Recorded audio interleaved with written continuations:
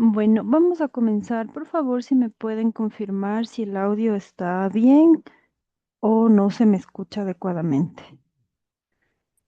Buenas noches, doctora. Sí se la escucho. Ya, listo. Bueno, el día de hoy, en clases pasadas ya se ha revisado lo que es lo de las complicaciones crónicas. Lo que nos faltaría revisar es parte de las complicaciones agudas, que como sabemos son patologías bastante frecuentes en los pacientes con diabetes, tanto las complicaciones agudas por hipoglucemia como las que se dan por una hiperglicemia. Las patologías que vamos a revisar, bueno, tenemos las tres patologías, sí que, bueno, hay que entenderlas para de acuerdo a esto nosotros poder hacer un diagnóstico adecuado y darle el tratamiento al paciente. Dentro de las cuales tenemos lo que es la cetoacidosis diabética, que es una hiperglucemia con acidosis metabólica más la presencia de cetonas tanto en sangre como en orina. A diferencia del síndrome hiperglucémico hiperosmolar, que aquí al igual vamos a tener una hiperglucemia, sin embargo, esta hiperglucemia va a ser una hiperglucemia severa, quiere decir con valores muy altos. Una osmolaridad plasmática elevada debido a la gran cantidad de solutos que tenemos a nivel plasmático y una deshidratación severa. Y la hipoglicemia, bueno, que se va a dar cuando el paciente presente valores de glucosa menores de 70 miligramos por decilitro. Empezando con la hipoglucemia, sabemos que es una emergencia, una urgencia endocrinológica, es muy frecuente, sobre todo en aquellos pacientes que están en tratamiento con insulina.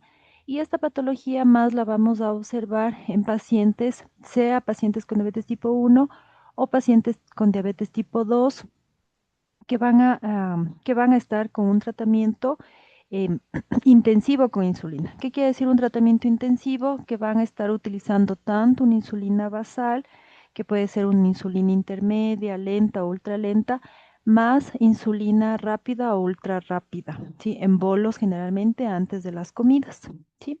Entonces, es una patología que en sí va a depender también mucho de la alimentación del paciente, del uso adecuado de la dosis de insulina y también del tipo de insulina, ya que dependiendo del tipo de insulina, vamos a provocar que esta hipoglucemia sea más frecuente o menos frecuente. En sí, el 90% de los pacientes tratados con insulina por lo menos han presentado un episodio de hipoglucemia en su vida. Es por ello que muchas veces los pacientes que han presentado hipoglucemia ya tienen un poco más de recelo en el uso de la cantidad adecuada de insulina. Bueno, los pacientes con diabetes tipo 1 son los pacientes, como ya hemos visto, que tienen una insulinopenia. Entonces, al tener una insulinopenia, en ellos el tratamiento es un tratamiento en sí intensivo, ya que requieren tanto la insulina basal como la insulina en bolos. Por lo tanto, son los pacientes que van a tener mayor riesgo de presentar una hipoglucemia. Estadísticamente se evidencia que estos pacientes con diabetes tipo 1 presentan 2 episodios de hipoglucemia sintomática por semana y un episodio de hipoglucemia grave al año. Quiere decir que son pacientes que van a requerir hospitalización. Y en sí, la hipoglucemia representa del 20 al 30% de hospitalizaciones debido a este tipo de complicaciones agudas en pacientes con diabetes. ¿Cómo nosotros lo clasificamos? La clasificación de hipoglucemia depende de la gravedad. ¿Sí? Entonces, tenemos un nivel tipo 1, que es cuando la glucemia es menos de 70 miligramos por decilitro, pero mayor o igual a 54 miligramos por decilitro. La nivel tipo 2 es una glucemia menor de 54 miligramos decilitro y el nivel 3 ya es una hipoglucemia que independientemente del valor que esté por debajo de 70 miligramos por decilitro, el paciente va a tener sintomatología severa, quiere decir alteración del estado de conciencia. ¿Sí? Entonces es importante que nosotros podamos clasificarlas porque también dependiendo de esto, depende nuestro tratamiento, si va a ser vía oral, si es intravenoso o si ya el paciente requiere administración de glucagón subcutáneo.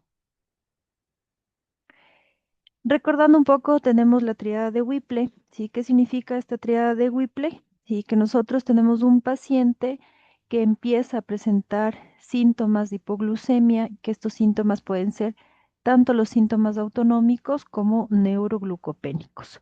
Cuando lo hacemos nosotros un control de glucemia capilar, vemos o evidenciamos que este nivel de glucemia es menor de 70 miligramos por decilitro. Sin embargo, cuando nosotros administramos glucosa al paciente, ¿sí? O la ingesta de hidratos de carbohidratos, vamos a tener que estos sintomatología que presentó el paciente se va a resolver totalmente. Entonces, a esto lo denominamos como la tríada de Whipple, como podemos verla aquí, ¿no es cierto? Entonces, tenemos los síntomas de hipoglucemia, medimos la glucosa, está baja y le administramos hidratos de carbono, con lo que mejoramos los síntomas. Bueno, estos hidratos de carbono o esta glucosa de administración bioral o intravenosa, dependiendo del tipo de paciente que tengamos. ¿Por qué es importante saber esto? Porque, bueno, al igual como nosotros estamos clasificando aquí la hipoglucemia de acuerdo a la gravedad, podemos también clasificarlas, tener otras clasificaciones. Si, por ejemplo, una hipoglucemia asintomática, que se da cuando el paciente no presenta ningún tipo de sintomatología en relación a hipoglucemia, sin embargo, se hace un control y su nivel de glucosa en sangre está a menos de 70 miligramos por decilitro. Y también tenemos los pacientes que presentan una pseudohipoglucemia. ¿Qué quiere decir la pseudohipoglucemia? Que igual van a presentar los síntomas en relación a hipoglucemia, tanto autonómicos como neuroglucopénicos. Sin embargo, nosotros al realizar el control, ¿sí? Vemos que tienen una glucosa capilar mayor de 70 miligramos por decilitro. ¿En qué pacientes se va a dar eso? Generalmente pacientes que han presentado hiperglucemia crónica, ¿sí? Por largos periodos de tiempo. Entonces son pacientes que están acostumbrados a presentar glucosas muy altas, y cuando nosotros damos un tratamiento para disminuir los niveles de glucosa, empiezan a presentar esta sintomatología sin tener los niveles de glucosa menos de 70. Hay varios factores de riesgo, ¿no es cierto? Que depende del, no todos los pacientes tienen el mismo riesgo de tener estas glucosas bajas en relación a otras. Entonces, ¿cuáles son estos factores de riesgo? Que el paciente sea un adulto mayor, que en sí tenga un mal control glucémico, pacientes con mucha variabilidad glucémica, y quiere decir que pueden tener tanto hiperglucemias como hipoglucemias en un mismo día. Que ya hayan tenido episodios recurrentes de hipoglucemia, esto es más frecuente en pacientes con diabetes tipo 1, que estén en tratamiento tanto con insulina como con los fármacos secretores de insulina, secretagogos, ¿no es cierto? Como son las sulfonilurias y las metiglinidas, ¿sí? Que hay alteración, que ya tengan esta sintomatología neuroglucopénica, quiere decir que hay alteración de la función cognitiva, si en los pacientes, que haya retraso de la ingesta de alimentos, sobre todo en aquellos pacientes con uso de un tratamiento de insulina intensivo, la ingesta de alcohol, recordemos que sobre todo en los pacientes con diabetes tipo 1, si cuando ingieren alcohol, si este va a inhibir la gluconeogénesis, y por lo tanto, sobre todo se da en aquellos pacientes que no han tenido una ingesta de alimentos adecuada antes de la ingesta de alcohol. Entonces, no tienen la cantidad suficiente de glucosa, se coloca la insulina y más la ingesta de alcohol, esto no va a permitir que el hígado forme glucosa. El ejercicio intenso, sí está demostrado que este ejercicio intenso, ¿no es cierto? Por ejemplo, el HIIT está asociado con niveles altos de hiperglicemia. Por lo tanto, en los pacientes con diabetes tipo 1, siempre se debe hacer un control de glucosa antes del ejercicio, ¿ya? Porque entonces vamos a tener dos tipos de ejercicio. El ejercicio en sí muy intenso, que es del tipo HIIT, al principio nos va a dar una hiperglucemia y luego va a bajar la glucosa, mientras que el ejercicio prolongado nos va a dar a la final mayor probabilidad de una hipoglucemia. El ayuno prolongado, que hay un proceso infeccioso, el proceso infeccioso puede estar asociado a las dos complicaciones, tanto hipo como hiperglicemia, que no se coloquen de forma adecuada la insulina, quiere decir que pueda haber una mayor colocación de la dosis de insulina, o que hay una enfermedad renal crónica avanzada. Por eso es que la enfermedad renal crónica avanzada, sí, nosotros tenemos que tener en cuenta esto para nosotros poder ir disminuyendo la dosis de insulina especialmente en aquellos pacientes que ya están en diálisis, ¿sí? Y vamos observando que en el día de la diálisis posterior al tratamiento sustitutivo renal presentan niveles bajos de glucosa. Como nosotros sospechamos que el paciente tiene una hipoglucemia, va a ser mediante la sintomatología. La sintomatología que presentan los pacientes con hipoglucemia van a ser estos dos tipos, tanto autonómicos como neuroglucopénicos. Los autonómicos es la sintomatología que se va a presentar de forma inicial. Ya quiere decir que si nosotros ya tenemos un paciente con estos síntomas, tanto adrenérgicos como colinérgicos, ya nos da una alerta de que puede tener niveles bajos de glucosa. Adrenérgicos, paciente con ansiedad, que siente palpitaciones, que está irritable, que está tembloroso, que empieza a sudar, o la sensación de hambre muy intensa, son signos ya de hipoglucemia. Es importante que nosotros indiquemos o reeduquemos al paciente sobre esta sintomatología para que él pueda detectar a tiempo que probablemente tiene valores bajos de glucosa, antes de que presente los síntomas neuroglucopénicos, que ya son síntomas más severos, ¿no es cierto? Alteración a nivel conductual, visual, visión borrosa, empiezan con alteración del estado de conciencia, confusión, somnolencia, pueden presentar debilidad muscular, convulsiones y coma.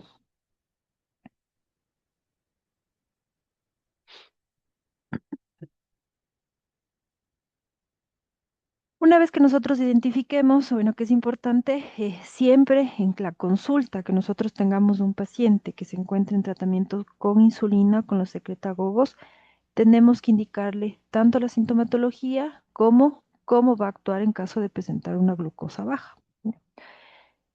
¿Cuál es la regla más fácil que le podemos dar al paciente? Sí, que es la regla del 15-15-15. ¿Qué significa? Que si ya se comprueba que hay una hipoglucemia, el paciente se tiene que administrar 15 gramos de glucosa rápida, de absorción rápida. Esperamos 15 minutos, mm, esperamos 15 minutos y luego de estos 15 minutos volvemos a medir la glucosa. Si está más de 15, de 70 miligramos por decilitro, podemos darle 15 gramos de carbohidratos complejos. Si está menos de 70 miligramos por decilitro, volvemos a darle un carbohidrato simple. Aquí se entiende un poco más en este algoritmo. Si entonces tenemos la sintomatología, si la glucosa es menos de 70 miligramos por decilitro, le damos al paciente un carbohidrato o que se tome un carbohidrato, ¿sí? 15 gramos de absorción rápida. Los 15 gramos de absorción rápida en carbohidratos, ¿cómo vamos a decirle a nuestro paciente? ¿No es cierto? Es importante que nosotros le indiquemos dónde puede obtener 15 gramos de carbohidratos, ¿ya?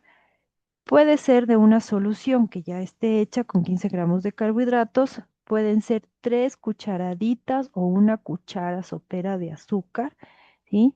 Los sobres, 2 sobres, cada uno viene de 7,5 gramos, ¿sí?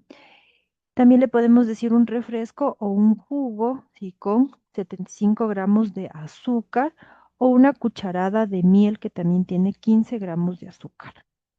Luego de que el paciente ya ingirió este carbohidrato de absorción rápida, tiene que esperar 15 minutos y volver a medirse. Si la glucosa está mayor de 70, le damos un carbohidrato de absorción lenta, igual 15 gramos. ¿Cuáles son los de absorción lenta? Podemos tener las galletas María, 3 galletas, una fruta, un vaso de leche o un trozo de pan, ¿sí? Si es que el paciente no va a comer, digamos que esto le pasa al paciente antes del desayuno, le sacamos de la hipoglucemia y el paciente puede desayunar, ¿ya?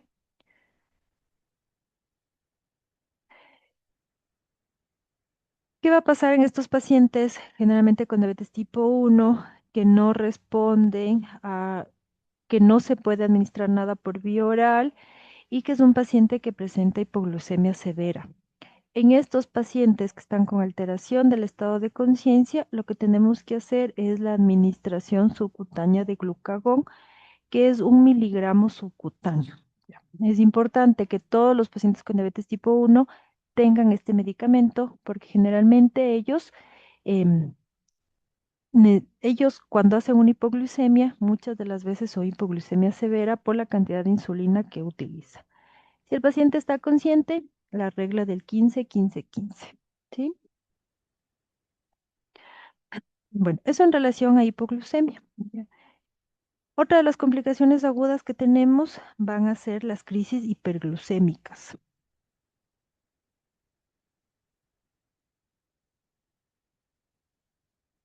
Las crisis hiperglucémicas, bueno, ¿qué son? Son complicaciones metabólicas y agudas, graves, que estas van a ocurrir tanto en pacientes con diabetes tipo 1 o diabetes tipo 2 y que ponen en riesgo la vida del paciente.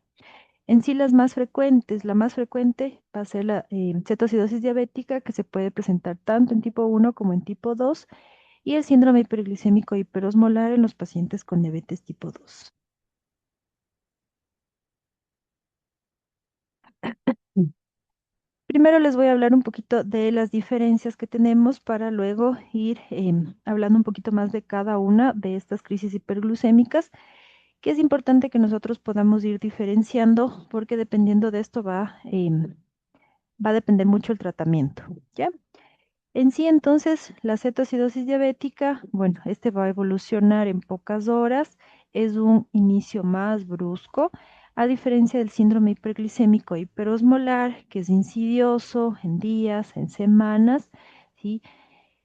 En la cetoacidosis, el estado de conciencia generalmente son pacientes alertos, mientras que en el hiperglicémico ya va a haber una alteración del estado de conciencia. La sintomatología generalmente es la misma, ¿sí? Hay los síntomas en relación a hiperglucemia y también a un catabolismo, que son la polidipsia, poliuria, polifagia, la pérdida de peso, ¿ya? En la cetoacidosis diabética, además, se acompaña de náusea, de vómito, el dolor abdominal y la respiración de Kussmaul, que es característica de la cetoacidosis diabética. Mientras que en el hiperosmolar, bueno, en estos pacientes lo más característico es la deshidratación, que es una deshidratación severa. ¿Por qué se dan estas patologías? Bueno, sabemos que en la cetoacidosis o en los pacientes, ¿no es cierto? En la cetoacidosis hay un déficit absoluto de insulina, mientras que en el hiperglucémico hay un déficit relativo. Entonces, lo primero que tenemos que tener es que hay este descenso de insulina, de la cantidad de insulina, y por otra parte va a haber un aumento de las hormonas contrarreguladoras. ¿Cuáles son estas hormonas contrarreguladoras que tenemos? Son la hormona de crecimiento, el cortisol, el glucagón y las catecolaminas. Estos dos fenómenos tienen que ocurrir para que se desencadene esta hiperglicemia. Entonces, ¿por qué se va a desencadenar la hiperglicemia? Primero tenemos que a nivel hepático aumenta la gluconeogénesis y la glucogenólisis y además a nivel periférico disminuye la utilización periférica. A nivel del músculo aumenta la proteólisis y entonces la proteólisis igual incrementa para tener sustratos para la formación de glucosa. Y a nivel del tejido adiposo vamos a tener un aumento de la lipólisis con disminución de la lipogénesis, ¿sí? Todo esto hace que el hígado tenga sustratos para la formación de glucosa. Por lo tanto, ¿a qué nos va a llevar todo esto? A una hiperglucemia. Entonces tenemos la hiperglucemia, que es característica de la cetoacidosis diabética, pero también del hiperglicémico hiperosmolar. Ahora, la cetoacidosis diabética también se caracteriza por tener una acidosis metabólica y la presencia de cetonas tanto en sangre como en orina. ¿Ya? Entonces vamos a revisar por qué se da eso. Bueno, en los dos, como podemos ver, es en común, ¿no es cierto? El déficit de insulina y el aumento de las hormonas contrarreguladoras. Sin embargo, en la una tenemos que hay un déficit absoluto, mientras que en la otra hay un déficit relativo, ¿sí? Al haber este déficit relativo, que no va a ser igual que la cetoacidosis del hiperosmolar, la formación de cetonas, y por lo tanto, en estos pacientes nosotros tenemos cetonas ausentes o levemente presentes. ¿Por qué se da esto? Primero tenemos que en la cetoacidosis diabética, bueno, tenemos un aumento a nivel del tejido adiposo, tenemos un aumento de la lipólisis, aumento de los ácidos grasos y estos ácidos grasos van a provocar que la energía se dé a partir de los ácidos grasos al no haber entrada de glucosa a las células. Entonces aumenta la cetogénesis, ¿sí? Entonces la cetogénesis aumenta la formación de estos cuerpos cetónicos, por lo tanto vamos a tener mayor cantidad de cuerpos cetónicos, lo que lleva a una acidosis metabólica, ¿ya? Entonces, esta acidosis metabólica es característica de la cetoacidosis diabética, mientras que en el hiperosmolar no se da, ¿sí? Hay ausencia de cetonas o muy pocas. ¿Por qué se da esto? ¿Sí?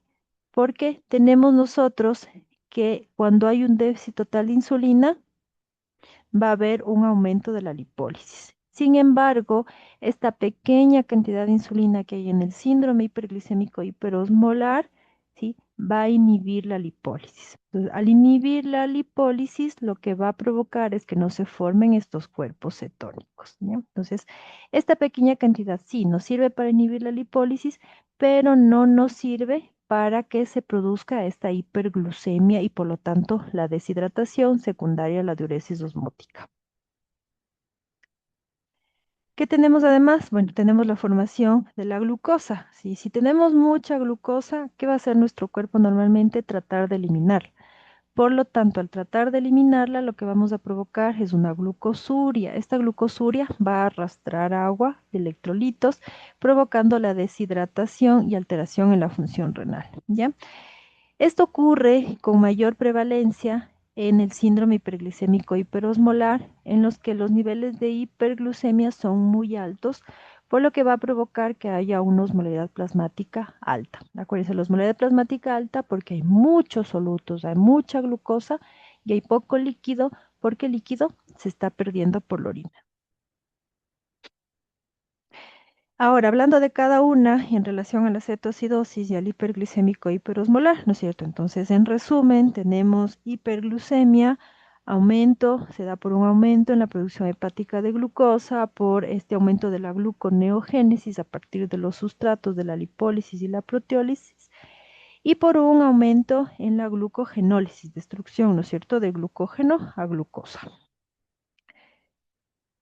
y más la disminución de la utilización periférica de glucosa. Entonces, ¿qué va a pasar? La hiperglucemia secundaria a la formación de glucosa, ¿sí? Al sobrepasar el umbral que generalmente se puede manejar a nivel renal, que es de 180 miligramos por decilitro, que es lo que va a absorber, empieza a eliminar glucosa a través de la orina, provocando glucosuria. Y esta glucosuria genera una diuresis osmótica, ¿ya? Entonces, por ahí tenemos hiperglicemia, que es parte de la triada de la cetoacidosis, y tenemos después la formación de cetonas, y por lo tanto que evidenciamos en el laboratorio cetonas en orina y en sangre positivas. Esto se da por un déficit, el déficit de insulina va a activar a la hormona sensible a la lipasa que provoca un aumento de la lipólisis. Al aumentar la lipólisis, lo que tenemos es que se van a formar ácidos grasos libres y glicerol, ¿sí? Entonces los triglicéridos se destruyen, forma el glicerol que va a ser parte de los sustratos para la gluconeogénesis y los ácidos grasos libres que son los que se oxidan a nivel hepático y son los que van a formar los cuerpos cetónicos. ¿Cuáles son los cuerpos cetónicos que nosotros tenemos? Beta-hidroxibutirato, acetoacético y acetona.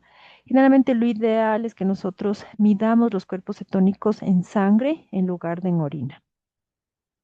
Y por último, la acidosis metabólica que está provocada y por la formación de los cuerpos cetónicos se acumulan en sangre al ser los cuerpos cetónicos ácidos, si van a disminuir, van a hacer que el pH disminuya, hay aumento de hidrogeniones también, ¿sí? Por la acumulación de estos cuerpos cetónicos, ¿sí? Entonces, al principio, bueno, vamos a tener medidas compensatorias.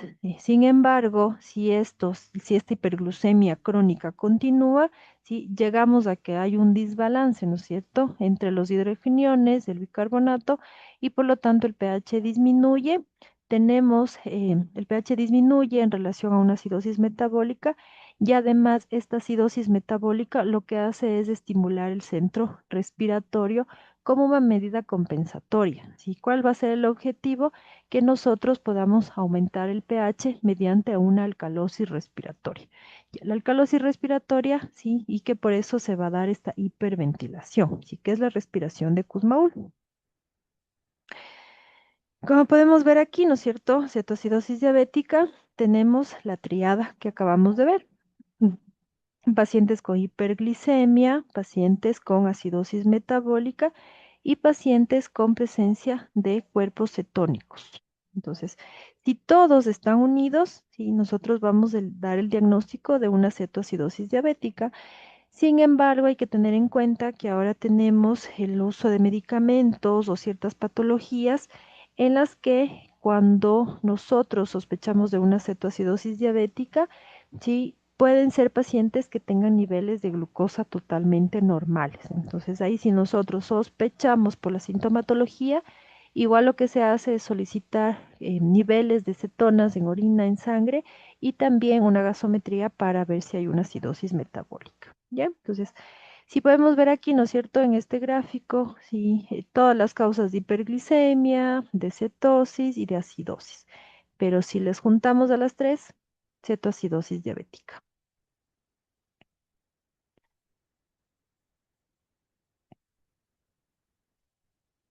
Bueno, en relación, perdón un segundito.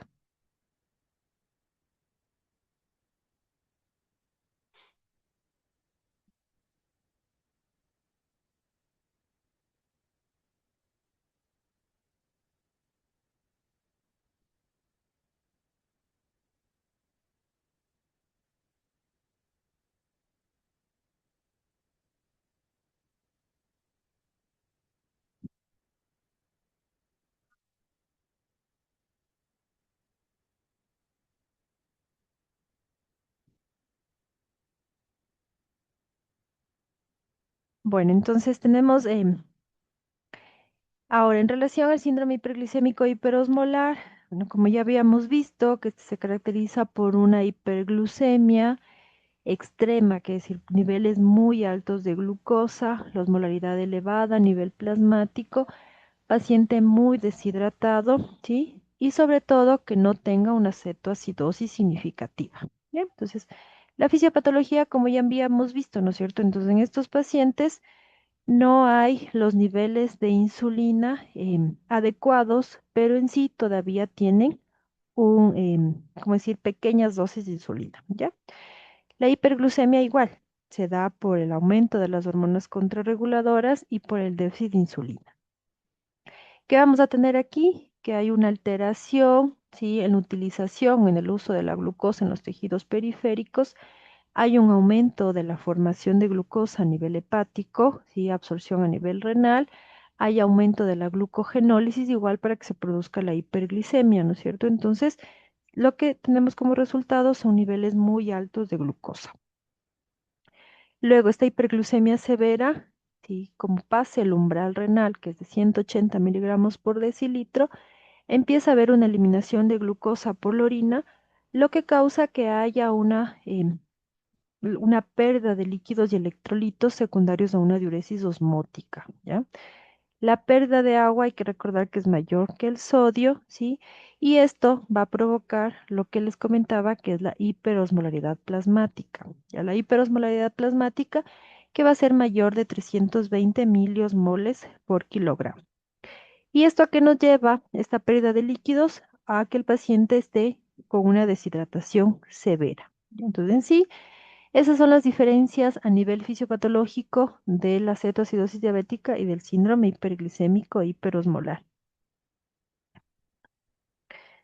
¿Por qué se dan estas crisis hiperglicémicas o estas complicaciones agudas? Bueno, hay causas que pueden ser más frecuentes y otras causas menos frecuentes. En sí, la más frecuente sí van a ser lo que es el debut diabético en pacientes generalmente con diabetes tipo 1, más que en pacientes con diabetes tipo 2, procesos infecciosos, tracto urinario, neumonías, sí, en pacientes cuando hubo la pandemia, en procesos infecciosos de origen viral, secundarios por el coronavirus y el COVID-19, que el paciente en tratamiento con insulina omita las dosis o no use la cantidad o la dosis adecuada. Pacientes con un accidente cerebrovascular, infarto agudo de miocardio, pancreatitis, consumo de alcohol, traumatismos, quemaduras, cirugías y pacientes con el uso o el tratamiento de los ISGLT2, que son los inhibidores del cotransportador de sodio glucosa. ¿Ya? La infección, bueno, las infecciones es un factor bastante común, ¿sí? De cetoacidosis diabética que se presenta entre el 14 al 58%, 58% de los casos. Mientras que, bueno, en los pacientes con cetoacidosis diabética que se presentan en los pacientes con diabetes tipo 1, el debut se va a dar entre el 6 al 21%. Los ISGLT2, ¿por qué son una causa de cetoacidosis diabética? Bueno, esta va a estar asociada a lo que denominamos nosotros una cetoacidosis diabética euglucémica, en los que los pacientes, a pesar de tener niveles normales de glucosa, en sangre tienen la sintomatología en relación a la acidosis metabólica, ¿sí? Entonces, tanto pacientes con el uso de los inhibidores de CGLT2 como pacientes con embarazo, dietas bajas en carbohidratos, el ayuno prolongado o dosis de insulina insuficiente pueden presentar una cetoacidosis diabética euglucémica.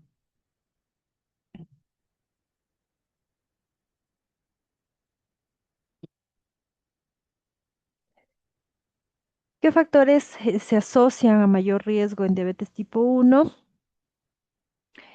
Bueno, la edad, generalmente pacientes más jóvenes que no, bueno, puede ser porque estos pacientes no controlan de forma adecuada la dosis de insulina, que ya tengan o hayan tenido antecedentes de hiperglucemia o de hipoglucemia, que tengan una enfermedad renal, neuropatía, ya que baja la sensibilidad y también son pacientes que a pesar de que presentan hipoglucemia no tienen síntomas. Entonces, en estos pacientes se da lo que es la hipoglucemia sintomática. Depresión, el uso de tabaco, alcohol, otras sustancias, una hemoglobina glicosilada alta que nos dice que el paciente tiene mucha variación a nivel de las glucosas durante el día, ¿sí? Y también depende mucho en estos pacientes el apoyo a nivel familiar y social. Y mientras que en diabetes tipo 2, bueno, igual no, de edad más joven, antecedentes igual de hiper o hipoglucemia, que ya tengan comorbilidades, como está la neuropatía diabética, hemoglobina glicosilada alta, y también generalmente pacientes con bajos ingresos, ya que son pacientes que en el control, o sea, no mantienen los controles frecuentes de la glucosa, entonces hay más riesgo de que tengan una dosis alta de insulina y que presenten niveles bajos de glucosa.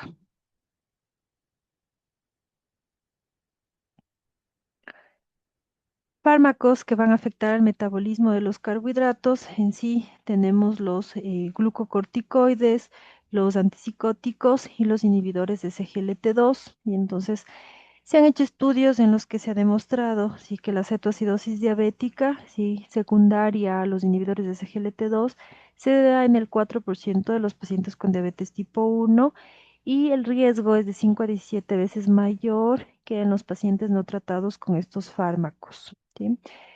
Menos común en los pacientes con diabetes tipo 2 porque acordémonos que en la diabetes tipo 2 todavía tenemos nosotros reserva de insulina. Entonces, la incidencia aquí en estos pacientes va a ser de 0,6 al 4,9 eventos por cada 1000 pacientes año. ¿Cuáles son los factores de riesgo, sí, de cetoacidosis diabética en pacientes con diabetes tipo 2 tratados con inhibidores de CGLT2? Porque en sí este es un tratamiento frecuente, entonces es importante que igual cuando nosotros iniciemos un tratamiento con estos fármacos, con los inhibidores, nosotros le podamos explicar al paciente sobre todo la sintomatología que puede presentar. ¿Sí? Entonces, ¿cuándo se puede dar esta cetoacidosis? Si tienen dietas muy bajas en carbohidratos, hacen ayuno prolongado, pacientes deshidratados, consumo excesivo de alcohol y pacientes con autoinmunidad u otros factores precipitantes, como ya habíamos mencionado, ¿no es cierto? El embarazo o muchas veces son pacientes que se realizan el control de la glucosa capilar y estos valores son altos y antes de acudir al hospital son pacientes que ya se colocan dosis de insulina bastante altas y por eso es que persiste si los síntomas o las manifestaciones clínicas de hiperglucemia. Sin embargo, cuando nosotros los valoramos tienen niveles normales de glucosa o no tan altos. Bueno, es importante, ¿no es cierto?, entonces saber que los pacientes pueden presentar la sintomatología y sin embargo tener estos niveles normales. Entonces, ¿qué pasa con los inhibidores de SGLT2? ¿Cómo actúan estos fármacos? Primero, sabemos que los inhibidores de SGLT2 van a actuar a nivel renal.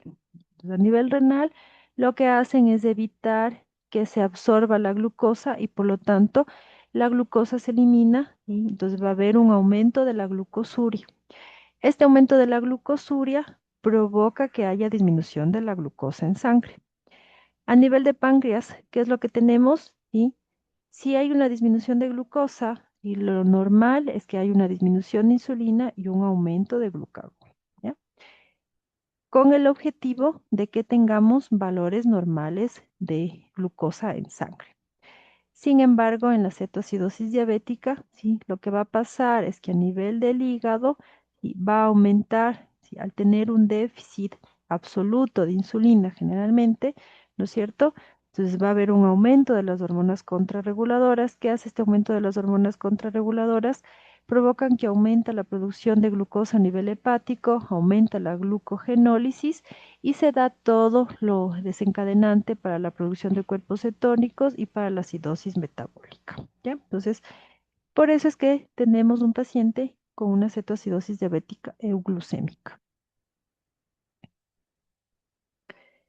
Manifestaciones clínicas, bueno, como les había comentado, síntomas de hiperglucemia y de catabolismo, la pérdida de peso, la poliuria, polifagia, polidipsia, ¿sí? Son pacientes que empiezan a tener fatiga, ya que los niveles de glucosa no entran a las células, anorexia, ¿sí? Al tener los niveles de glucosa muy elevados, polifagia, pueden presentarse también, y entonces empiezan a tener más hambre, puede haber dolor abdominal y náusea y vómitos. Esas son manifestaciones de la cetoacidosis diabética. Y lo que les había comentado, que en estos pacientes, sí, además se asocia con hiperventilación y por lo tanto, por la hiperventilación se da por estimulación del centro respiratorio, sí, al tratar de compensar la acidosis metabólica. Entonces es una hiperventilación, son respiraciones profundas, rápidas, ¿sí? Y vamos a tener que es la respiración de Kussmaul, característica de los pacientes con cetoacidosis diabética. En los casos ya que son más severos, generalmente una cetoacidosis diabética severa, lo que podemos encontrar también ya es sintomatología por alteración del estado de conciencia, como letargia, paciente somnoliento, estuporoso, ¿sí? Y, bueno, el compromiso respiratorio, ¿no? En el que se da esta respiración de Kussmaul y además se acompaña de este aliento afrutado o cetósico. Mientras que en el síndrome hiperglicémico hiperosmolar, igual, ¿no? Si podemos ver, igual se presentan los síntomas en relación a hiperglucemia, en relación a catabolismo, ¿sí? Entonces, generalmente estos síntomas se van a presentar con una forma insidiosa, más prolongada en relación a la cetoacidosis, que es una forma aguda. Entonces, ¿por qué se da eso? Por el déficit relativo de insulina. Entonces, a medida que incrementa o que progresa, que pasan los días, podemos tener niveles de glucosa más elevados en relación a hiperglucemia y ahí estos valores de glucosa provocan esta deshidratación importante, se asocia en el paciente a presencia de síntomas neurológicos, ¿sí? Por eso es que una de las características es que el paciente de síndrome hiperglicémico hiperosmolar tenga alteración del estado de conciencia, letargo, síntomas focales, confusión o coma. Como vimos, ¿no es cierto? Todas las alteraciones neurológicas, pueden haber delirio, puede haber convulsiones, hemiparesia, déficit sensorial, coma, que en sí también nos puedan hacer sospechar de otras enfermedades como evento cerebrovascular, crisis convulsivas, ¿sí? Ya, como habíamos visto antes, ¿no es cierto? Tenemos en el síndrome hiperglicémico hiperosmolar, es importante enfocarnos en la deshidratación del paciente. Entonces tenemos la diuresis osmótica, la pérdida masiva de agua y electrolitos, ¿sí? Siendo la pérdida más de agua que de sodio. Y secundario a esto, lo que tenemos es una hiperosmolaridad plasmática, ¿sí? Que se da por la hipovolemia, ¿ya? Entonces, esta hipovolemia por eliminación de líquidos, ¿no es cierto?, va a provocar que haya una, síntomas neurológicos, o alteración del estado de conciencia secundarios a que la hipovolemia reduce la perfusión a nivel cerebral. Esta osmolaridad plasmática, esta hiperosmolaridad, también, ¿no es cierto?, vamos a tener aquí que hay un desplazamiento de agua del espacio intracelular al extracelular en las células cerebrales y por eso se da alteración del estado de conciencia.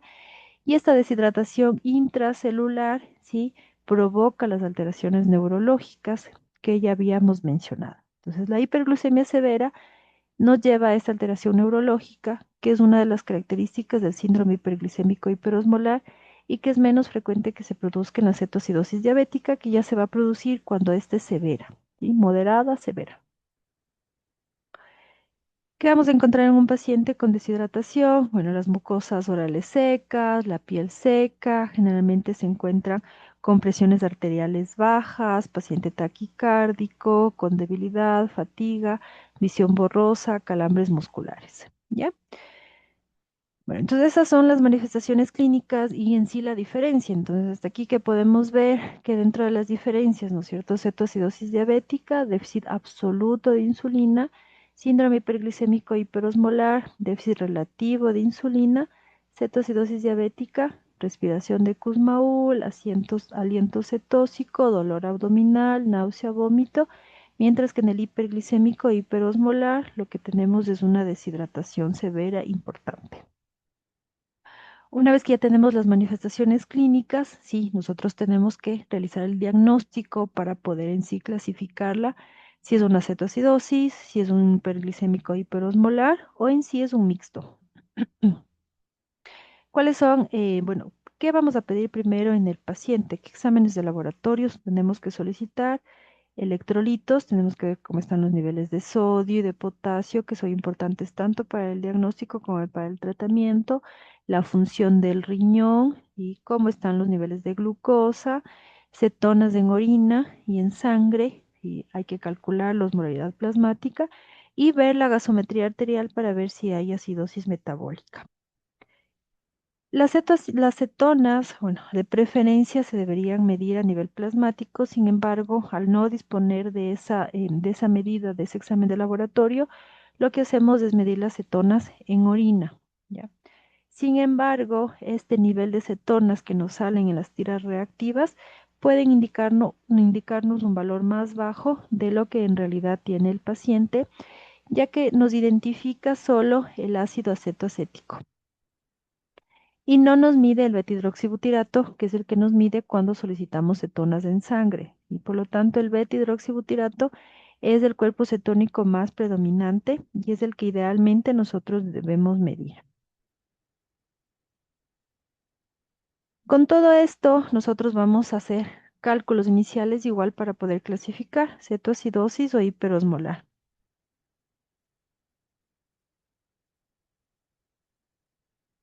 Bueno, ¿qué vamos a calcular? El anión GAB, ¿no es cierto? Entonces vamos a decir si es una acidosis metabólica, anión GAB elevado, anión no, normal. Si es un anión GAB elevado, sospechamos más que la cetoacidosis, que la acidosis metabólica sea secundaria a una descompensación de su diabetes. Y entonces el anión GAB, ¿cómo se calcula? Este va a ser la diferencia entre aniones, ¿no es cierto? Y cationes. Entonces tenemos el sodio menos, sumamos cloro más bicarbonato. El valor normal está entre 12 más menos 2 mil equivalentes litro, ¿sí? Y en cetoacidosis diabética este anión GAB está elevado. Otro cálculo que vamos a hacer es el sodio corregido. En los pacientes con hiperglucemia suele haber esta hiponatremia, que es una hiponatremia con osmolaridad plasmática elevada a diferencia de los otros tipos de hiponatremia. Calculamos el sodio corregido, ¿cómo lo hacemos? Ahí está fórmula, sí, del sodio que tiene el paciente más 2, ¿sí? De glucemia, menos 100 y por 0,01. ¿Ya? Y la osmolaridad, ¿no es cierto? La osmolaridad plasmática que hay que calcular. Entonces, 2 sodio más el potasio más la glucosa dividido para 18. La osmolaridad efectiva sí suele estar entre menos de 320. Si es más de 320 ya hablamos de un hiperosmolar. Vamos a medir los cuerpos cetónicos en orina, entonces las tiras, ¿no es cierto?, nos dan como una medida semi-cuantitativa, ¿ya? Entonces, de los niveles urinarios de los cuerpos cetónicos menos del beta-hidroxibutirato. ¿Cuáles son las limitaciones de medir las cetonas en orina? Bueno, que primero va a ser difícil obtener una muestra de orina en un paciente que se encuentra con una deshidratación severa. No nos permite medir el cuerpo cetónico, que es el más predominante, que es el beta-hidroxibutirato. Por lo tanto, nos puede dar falsos positivos y falsos negativos. ¿Ya? Entonces, cuando nosotros pedimos cetonas en orina, podemos pedirlas para el diagnóstico, sin embargo, no durante el tratamiento, ya que durante el tratamiento que tenemos con insulina, este beta-hidroxibutirato se sigue convirtiendo en aceto acético y por lo tanto, en el tratamiento, durante el tratamiento yo puedo tener igual, si hago con una tira reactiva, cetonas positivas que nos indicarían que el paciente no está respondiendo al tratamiento, por lo que no se tiene que utilizar para el seguimiento del tratamiento, ¿ya? Y el examen más específico de los cuerpos cetónicos que va a ser los niveles en sangre del beta-hidroxibutirato, que es el cuerpo cetónico más predominante. Entonces tenemos que estos no nos van a dar falsos positivos ni negativos, es bastante sensible, ¿sí? Entonces nos indica exactamente la cantidad de cetonas que tiene el paciente, ¿ya? Entonces, en estos pacientes que si podemos medir cetonas en sangre, sí los podemos medir eh, durante el tratamiento, para definir si está respondiendo o no. ¿Ya? ¿Cómo se interpreta? Tenemos por milimoles litro. Si normal o negativo, menos de 0,6 milimoles litro, ligeramente elevado de 0,6 a 1 milimoles litro, riesgo de cetoacidosis de 1,1 a 3 milimoles litro y que ya, bueno, tiene un nivel bastante alto, ya, es mayor de 3 milimoles litro. El cálculo de la osmolaridad, y lo que les había comentado antes, ¿no es cierto? Que tenemos 12, bueno, hay varias fórmulas. Esta que es 2 por el sodio más glucosa dividido para 18, o esta que es 2 por sodio más glucosa, sin embargo, la que más se utiliza es la de arriba. Entonces necesitamos la concentración de sodio para calcular la osmolaridad. Sin embargo, esta concentración de sodio que utilizamos para este cálculo tiene que ser el sodio plasmático y no que tiene el paciente, más no el sodio corregido que nosotros le hacemos con la fórmula de sodio corregido. En sí, con estos exámenes, nosotros ya podemos decir si estos niveles de glucosa alta en el paciente se deben a una cetoacidosis o a un hiperglicémico hiperosmolar. Entonces, los criterios diagnósticos de cetoacidosis, si nos acordamos, era que tenga una hiperglicemia, más una acidosis metabólica y más la presencia de cetonas en orina en sangre. Como les había comentado, la hiperglucemia ya no es un criterio diagnóstico esencial, ya que el paciente puede tener niveles normales de glucosa y por lo tanto, si podemos ver ahí, ¿no es cierto? Ya nos dice, ya no solo nos dice hiperglicemia, sino que también nos pone como antecedente de diabetes. Entonces, que tenga el antecedente de diabetes o que en sí tenga una hiperglicemia. Entonces, vamos a tener que la glucosa sea mayor o igual a 200 miligramos por decilitro o una historia previa de diabetes independientemente del valor que tenga el paciente en ese momento. Las cetonas, sí, beta-hidroxibutirato mayor de 3 o cetonuria más de 2. Y la acidosis metabólica dada por el pH menos de 7,3 o el bicarbonato menos de 18. El 10% de los pacientes sí, con cetoacidosis pueden tener una cetoacidosis euglucémica, que como ya vimos, ¿no es cierto?, es la colocación de insulina exógena previo a ingreso del hospital, ingesta reducida de alimentos, el embarazo, el consumo de alcohol, la insuficiencia hepática y el tratamiento con los inhibidores de CGLT2. La cetoacidosis diabética se clasifica leve, moderada y severa. La leve, bueno, todas tienen en común que sus valores de glucosa van a ser mayores a 200, ¿sí? Lo que es diferente van a ser los niveles de pH, de bicarbonato, del beta-hidroxibutirato y el nivel de, y si hay o no alteración del estado de conciencia. En la cetoacidosis diabética leve tenemos un beta-hidroxibutirato entre 3 y 6 milimoles por litro con una acidosis metabólica leve, que quiere decir un pH mayor de 7,25 a menos a 7,3 o un bicarbonato de 15 a 18 milimoles por litro y el estado mental, el paciente está alerta.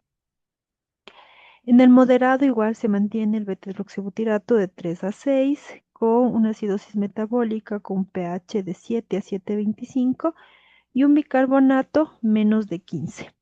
Y el estado mental del paciente puede ser un paciente que está alerta o somnoliento. Y la cetoacidosis grave, bueno, tiene un beta-hidroxibutirato más de 6 con un pH menos de 7, un bicarbonato menos de 10 y el paciente ya tiene alteración del estado de conciencia en relación con un estupor o coma.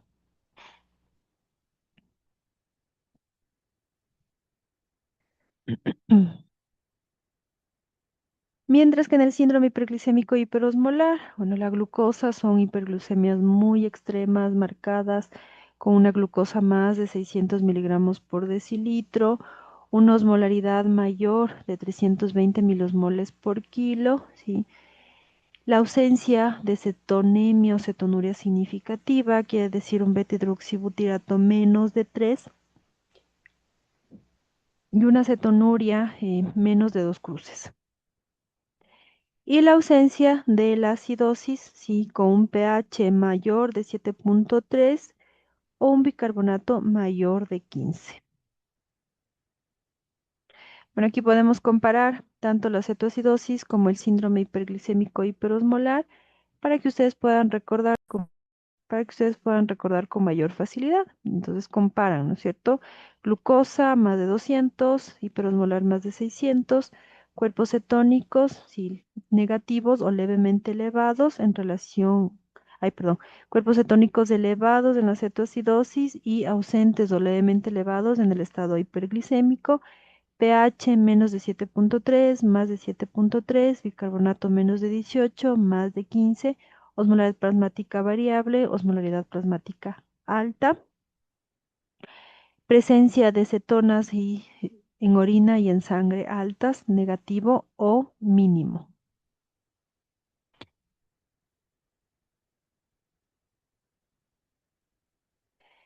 Y también hay que pensar en que el paciente podría tener un síndrome mixto, tanto cetoacidosis diabética como un síndrome hiperglicémico hiperosmolar. Entonces, ¿por qué se va a caracterizar este síndrome mixto? Es porque el paciente tiene una hiperglicemia severa, con una glucosa más de 600 miligramos por decilitro, una osmolaridad plasmática alta, más de 320 milosmoles por kilo, y una cetosis con acidosis metabólica, pH menos de 7,3 y la presencia de cetonas en orina y en sangre. Si podemos ver, este síndrome mixto tiene tanto características de la cetoacidosis como características del síndrome hiperglicémico hiperosmolar. En sí tienen mayor riesgo de presentar complicaciones severas como edema cerebral, insuficiencia renal aguda, alteraciones cardiovasculares y por lo tanto de tener una mortalidad más alta. Aparte de estas alteraciones de laboratorio que ya tenemos, ¿qué otras alteraciones podemos tener en estos pacientes con crisis hiperglicémicas? Pseudohiponatremia, que como ya mencionamos, ¿no es cierto? Esta pseudohiponatremia se va a dar por salida del agua del espacio intracelular al extracelular, dada por la hiperglucemia. Y por las pérdidas urinarias de líquidos por diuresis osmótica y también de sodio. La hipocalemia igual se da por pérdidas urinarias, por esta diuresis osmótica. Va a haber una mayor secreción de potasio a nivel del túbulo distal por actividad o por activación del sistema renina-angiotensina-aldosterona, pérdidas gastrointestinales por vómitos y también la acidosis metabólica va a hacer que el potasio vaya del espacio intracelular al extracelular, ¿sí? Por lo que puede ser que sus valores también estén normales o altos.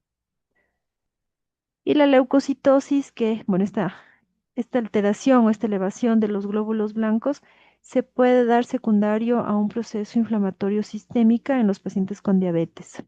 Entonces, ¿qué va a pasar? Al ser un estado proinflamatorio, se caracteriza por elevación de citocinas y de quimiosinas inflamatorias, interleuquina 8, interleuquina 6, sí, el factor de necrosis tumoral alfa, que facilitan esta migración de los leucocitos hacia los tejidos afectados.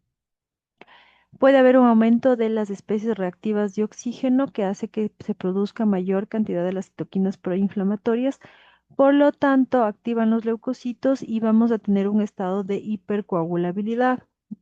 Por eso es importante que cada vez que ingrese un paciente con diabetes o con una cetoacidosis diabética, se deje con medidas profilácticas para evitar la formación de trombos.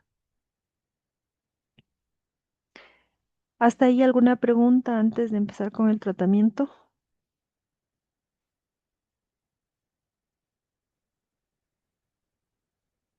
No, Listo.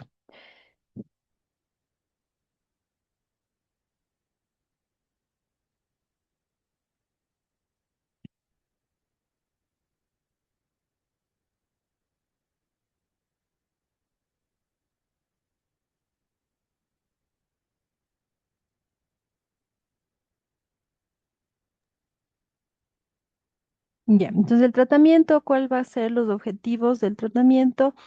Primero, restaurar el volumen circulatorio, la perfusión tisular, al corregir la deshidratación, sobre todo en pacientes con síndrome hiperglicémico hiperosmolar, que podamos resolver la cetoacidosis y también el estado de deshidratación, corregir el equilibrio el hidroelectrolítico y fijándonos en la cantidad de agua, en la diuresis y en los niveles de potasio y de sodio.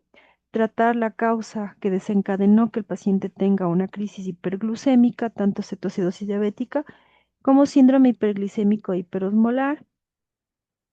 Y una vez que nosotros, bueno, prevenir las complicaciones, igual, ¿no es cierto?, tanto durante el tratamiento como posteriormente, y además evitar que vuelva a presentarse estas complicaciones, tanto de hiperglucemia como de hipoglucemia. Una vez que nosotros ingresamos a un paciente con una crisis hiperglucémica, lo primero que tenemos que definir es dónde va a ser tratado el paciente. El paciente requiere un tratamiento en unidad de cuidados intensivos o el paciente amerita o puede ser tratado en hospitalización o de forma ambulatoria. ¿Qué pacientes van a ir a UCI? Pacientes con un choque hipovolémico, con acidosis metabólica severa, alteraciones electrolíticas graves, pacientes menores de 2 años, sospecha de edema cerebral y los pacientes con un síndrome hiperglicémico hiperosmolar.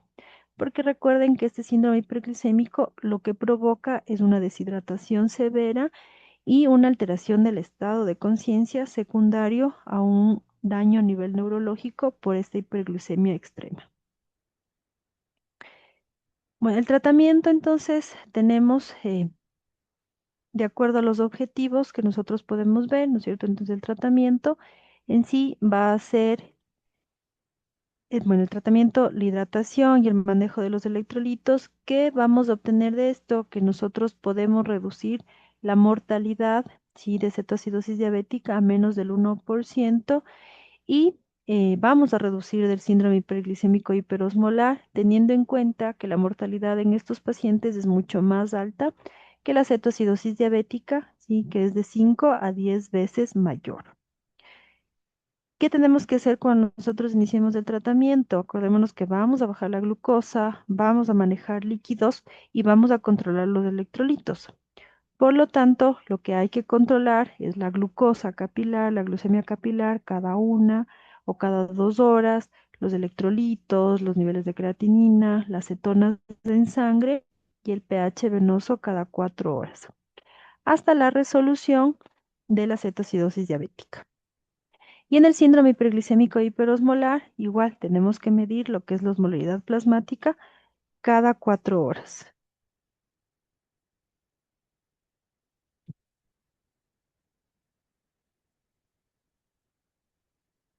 Entonces aquí tenemos cómo vamos a ir, el orden que vamos a seguir para el tratamiento, ¿ya? Reposición de líquidos, sin embargo, este orden en relación a la insulina y a los electrolitos cambia. Entonces, reposición de líquidos, corrección de electrolitos, insulinoterapia y el tratamiento de la causa desencadenante. La reposición de líquidos, entonces restablecemos el volumen intravascular, aumentamos en sí la perfusión tisular, mejoramos la perfusión renal, por lo tanto incrementamos la eliminación de glucosa y de los cuerpos cetónicos, eh, disminuyendo así la acidosis metabólica, corregimos los déficits de electrolitos en caso de que existan, disminuye la osmolaridad plasmática porque le estamos dando líquidos al paciente, ¿sí? Mejora la sensibilidad de insulina porque reducimos hormonas contrarreguladoras y el objetivo de reponer líquidos es que esta glucosa vaya disminuyendo entre 50 y 70 miligramos decilitro hora, ¿sí? La cantidad de líquidos que nosotros utilicemos va a depender si es un paciente con cetoacidosis o con síndrome hiperglicémico hiperosmolar. Generalmente en los pacientes con cetoacidosis diabética van a tener un déficit de líquidos entre un 5 al 10%. En una cetoacidosis diabética moderada, entre el 5 al 7%, y si es severa, entre el 7 al 10% de déficit. Nosotros podemos iniciar esta cantidad de líquidos, obviamente, dependiendo del paciente y valorando las otras comorbilidades del paciente. Si tenemos un paciente que no tiene enfermedades a nivel renal ni cardíaco que provoquen que haga una retención de líquidos y por lo tanto complicaciones, podemos darle toda la cantidad de líquidos que necesite, ser más agresivos en este tratamiento, ¿ya? Entonces, vamos a iniciar con solución salina, también que ya vamos a ver que depende de los niveles de sodio, que puede ser isotónica o hipotónica, a 15 a 20 ml kilo hora. Quiere decir más o menos 1 o 2 litros en en la primera hora o en las primeras 2 horas. Mientras que en el síndrome hiperglicémico hiperosmolar sabemos que el déficit de líquidos es mayor. Por lo tanto, generalmente este déficit va a ser de 8 a 12 litros. ¿Cuánto le vamos a dar? De 100 a 200 ml por kilo en total, ¿no? Mientras que en el otro es de 15 a 20 ml kilo hora. Vamos a reponer gradualmente, generalmente la mitad se da en las primeras 12 horas y el resto en las siguientes 24 horas, vigilando la diuresis, vigilando si hay signos de sobrecarga hídrica y sobre todo tener mucha precaución con la cantidad de líquidos en las personas que están embarazadas, en los adultos mayores o que tienen alguna enfermedad que provoque riesgo de sobrecarga hídrica. Bueno, entonces tenemos el inicio de los líquidos y determinamos el estado de volumen del paciente y podemos ver si es un paciente con hipovolemia severa, si es con una hipovolemia moderada o si es un shock cardiogénico. Bueno, si es un shock cardiogénico es un paciente que lo derivamos a la unidad de cuidados intensivos. Si es una hipovolemia severa, administramos solución salina, ¿sí? En 1 litro en 1 hora y vamos a valorar. Si es una hipovolemia, sí, leve o moderada, vamos a evaluar el estado del sodio, los niveles de sodio, que aquí tenemos tres opciones, que sea normal, que esté bajo, que esté alto. Si está bajo, utilizamos, sí, solución salina al 0,9% y le podemos administrar al paciente entre 250 a 500 ml hora, dependiendo del estado de volemia. Si tenemos un sodio normal o alto, le vamos a administrar al paciente solución salina al 0,45% y que es una solución salina hipotónica igual entre 250 a 500 ml hora, dependiendo de la cantidad de volemia, el estado de volemia del paciente. ¿Hasta cuándo vamos a administrarle nosotros solución salina? Hasta que los niveles de glucosa desciendan. Que bueno, esto generalmente se lo hace en conjunto con la insulina, ¿no es cierto? Entonces, si ya tenemos niveles por debajo de 200 o 250, cambiamos de solución salina a dextrosa, ¿sí? Y dependiendo de la volemia, 150 a 250 ml hora. Siempre vigilando lo que les había mencionado antes, ¿no? ¿Sí? Otro de los pasos que tenemos que seguir es la insulina. Sin embargo, acordémonos, si la insulina nosotros la vamos a iniciar dependiendo de los valores de potasio, ¿ya? Entonces vamos a ver esta parte de acá primero, que es el potasio, ¿ya? Entonces la corrección de los electrolitos. ¿Cuándo vamos a iniciar insulina o cuándo vamos a esperar? Ya depende, ¿no es cierto? Si tenemos un valor que está entre 4 y 5, nosotros podemos iniciar insulina. Si los valores están muy bajos, menos de 3,5, antes de iniciar insulina yo tengo que corregir, ¿ya? Entonces en sí nos vamos a basar en este algoritmo. Primero lo que hacemos es igual medir la diuresis del paciente porque depende de eso para nosotros poderle dar potasio si es que necesita. ¿Ya? Entonces, ¿cuánto debería ser la diuresis del paciente? 0,5 mayor o igual a 0,5 ml kilo hora. Si el potasio es menos de 3,5, no inicio insulina hasta corregir el potasio. ¿Cómo le voy a corregir el potasio? Le puedo poner de 10 a 20 mil equivalentes en cada litro de solución que le esté pasando al paciente. Si está entre 3,5 y 5, yo le puedo iniciar insulina al paciente, pero al mismo tiempo que le inicio la insulina, le pongo potasio en la solución que esté recibiendo. Igual de 10 a 20 mil equivalentes por litro en cada litro de solución que reciba. ¿Sí? Y si este valor está más de 5, yo le puedo iniciar insulina al paciente, ¿sí? Sin ponerle potasio. Y ahí sí nos vamos a la insulina. Entonces la insulina también va a depender si es una cetoacidosis diabética leve, si es moderada, severa o si es un síndrome hiperglicémico hiperosmolar.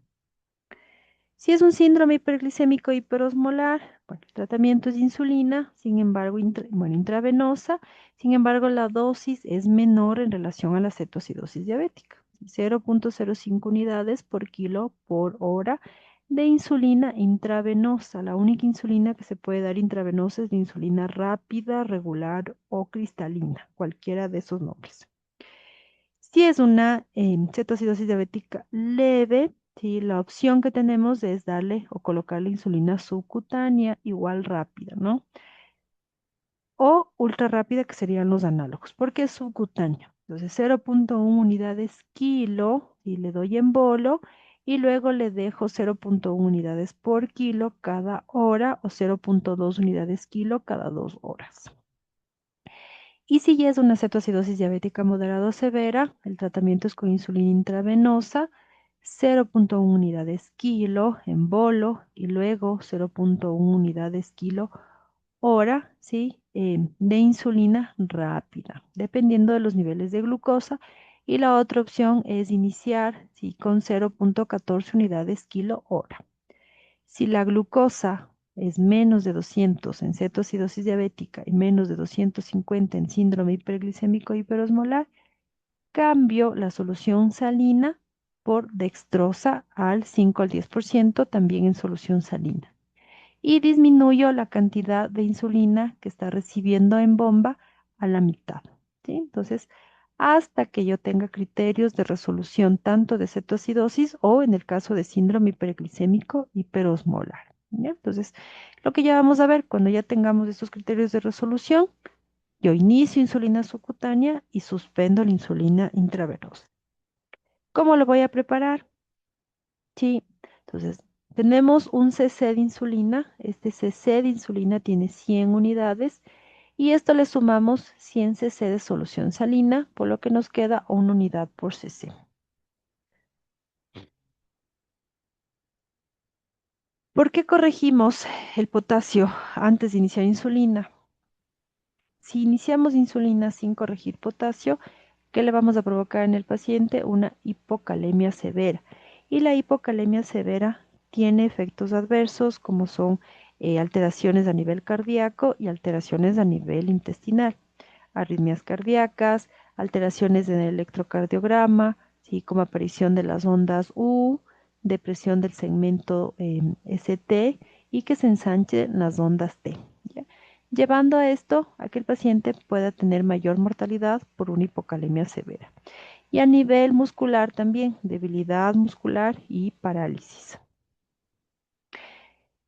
Bueno, entonces hasta ahora tenemos la hidratación, la corrección de los electrolitos, ¿sí? El uso de la insulina, ¿sí? Hay que corregir la causa desencadenante. Y en la cetoacidosis diabética tenemos otro apartado dentro del tratamiento que es el uso de bicarbonato, usar o no usar bicarbonato al tratarse de una acidosis metabólica. Entonces, cuando usamos bicarbonato, realmente el bicarbonato no se usa de forma rutinaria en los pacientes con cetoacidosis diabética. Solo lo consideramos cuando tenemos una cetoacidosis grave, ya que puede el paciente aumentar el riesgo de tener un paro cardiorrespiratorio cuando este pH es menos de 7. Entonces, ahí sí nosotros decimos vamos a utilizar bicarbonato. Entonces, el bicarbonato, ¿cómo lo utilizamos? Son 100 milimoles de bicarbonato de sodio, ¿sí?, en 400 ml de agua estéril, ¿ya? Cada 2 horas hasta que el pH sea mayor de 7, ¿sí? Efectos adversos: aumenta la producción hepática de cetonas, por lo tanto, por eso es que no se utiliza de forma rutinaria. Aumenta la probabilidad de hipopotasemia y por lo tanto aumenta también la probabilidad de edema cerebral. El tratamiento que lo vamos a hacer también siempre vigilando todos los parámetros antes mencionados para evitar complicaciones durante el tratamiento. ¿Cuáles pueden ser estas complicaciones? Sí, hipoglucemia por un exceso de insulina en pacientes que ya vemos que está bajando muy rápido la glucosa, más de 50-70 miligramos por hora, o que ya están con valores muy bajos y no hacemos el cambio de solución salina a dextrosa y tampoco se disminuye la dosis de insulina en bomba. Pacientes con hipocalemia, ¿sí? Como ya habíamos mencionado, en los que no hacemos controles de potasio y tampoco hicimos un control de potasio antes del inicio de insulina y provocamos mayor disminución del potasio, ¿no?, por entrada a las células. Edema pulmonar en pacientes que tienen factores de riesgo para retención de líquidos, pacientes con insuficiencia cardíaca, enfermedad renal crónica, pacientes con cirrosis, pacientes con hipoproteinemia y hipoalbuminemia. Y el edema cerebral, sí que sospechamos cuando el paciente se queja de un dolor de cabeza, de una cefalea que aparece de forma brusca, sí, se intensifica, hay alteración del estado de conciencia, vómitos, hay incontinencia, irritabilidad, sí, hay alteraciones neurológicas. Entonces ahí el manejo va a ser con manitol 0,5 a 1 gramo por kilo durante 20 minutos. Y dentro del síndrome hiperglicémico hiperosmolar, las complicaciones que se pueden dar, bueno, los pacientes con hiperglicemia en sí tienen un mayor riesgo de presentar eventos tromboembólicos, ya que provoca un estado proinflamatorio, procoagulante de hiperviscosidad sanguínea. Entonces puede haber trombosis de grandes vasos, trombosis arterial oclusiva, provocando una isquemia de miembros inferiores, y trombosis de pequeños vasos que pueden provocar infarto agudo de miocardio o accidente cerebrovascular. La rabdomiólisis, sí, en la que va a haber se da por hiperosmolaridad, por la osmolaridad plasmática elevada, que causa un daño muscular directo, ¿sí? Entonces, se da por alteración, ¿sí?, del equilibrio osmótico de las células musculares.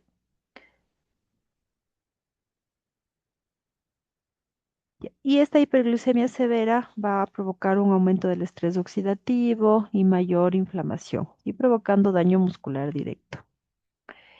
La lesión renal aguda que se da por esta hiperglicemia, que, bueno, da un daño tubular renal, da un daño mitocondrial, estrés oxidativo, todo lo que ya habíamos visto también en la clase anterior, ¿no es cierto?, que se da mayor estrés oxidativo, por lo tanto daño directo de las células. Y además en estos pacientes hay una deshidratación severa, por lo tanto provoca una lesión renal aguda prerrenal. Y las arritmias ventriculares y la muerte súbita, ¿no?, si es que hay alteraciones hidroelectrolíticas severas.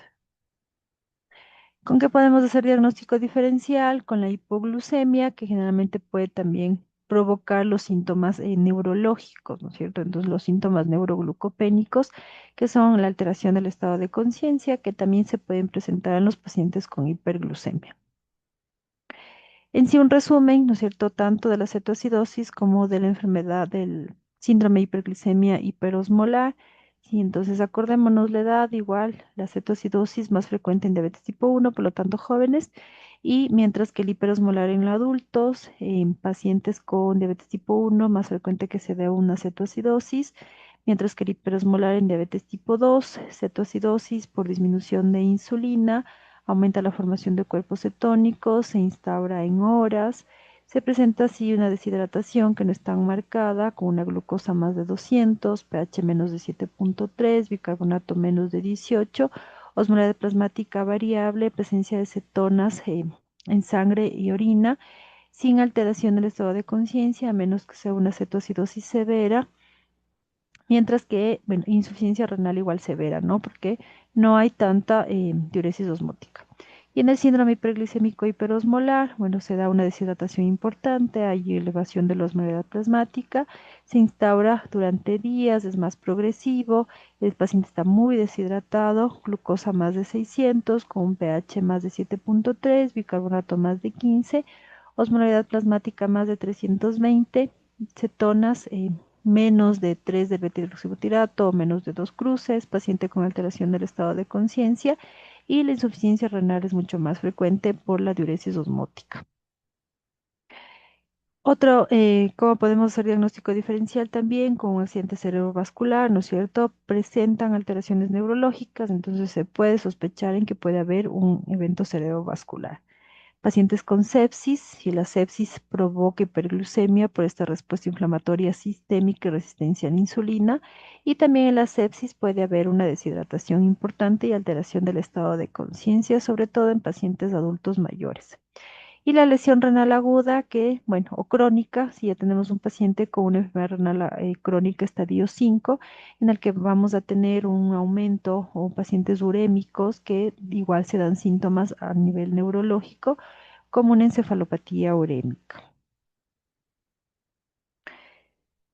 Una vez que iniciamos el tratamiento, bueno, tenemos que continuar con la hidratación, con la insulina, hasta que nosotros ya tenemos criterios de resolución, ¿sí? De cetoacidosis que van a ser cetona plasmática de beta-hidroxibutirato menor de 0,6, un pH más de 7,3 y bicarbonato más de 18 y concentración en sangre de glucosa menos de 200. Como les decía, las cetonas en orina no son medibles porque el beta-hidroxibutirato con el tratamiento se sigue convirtiendo, ¿sí? En acetoacetato, entonces vamos a seguir teniendo niveles de cetonas en orina a pesar de que ya el paciente haya superado la cetoacidosis diabética. Y del síndrome hiperglicémico hiperosmolar, una osmolaridad sérica, sí, menos de 300, concentración de glucosa menos de 250 y una diuresis de 24 horas mayor de 0,5 ml kilo hora y mejoría del estado de conciencia. Al tener estos criterios de resolución, antes de suspender lo que es la bomba de insulina, lo que tenemos que hacer es pasarle o hacer la transición para insulina de mantenimiento. Cuando lo hacemos, si el paciente ya tolera líquidos, si ya se inició dieta e iniciamos insulina subcutánea. ¿Cómo podemos hacer la insulina subcutánea? ¿Cómo podemos calcularla? Tenemos tres opciones.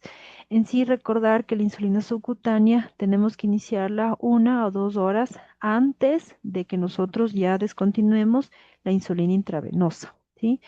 No podemos, al mismo tiempo que iniciamos la insulina subcutánea, no podemos suspender ya la bomba de insulina porque el paciente nos va a volver a presentar los criterios para cetoacidosis o síndrome hiperglicémico, ya que la insulina subcutánea se demora aproximadamente 1 o 2 horas en actuar, ¿sí? Entonces, ¿cómo vamos a convertir? Bueno, podemos hacerlo de acuerdo al peso, si es que el paciente ya usaba insulina, o en base a la dosis de insulina que usó en 24 horas. En base al peso, sí, generalmente puede ser de 0,5 a 0,6 unidades kilo día.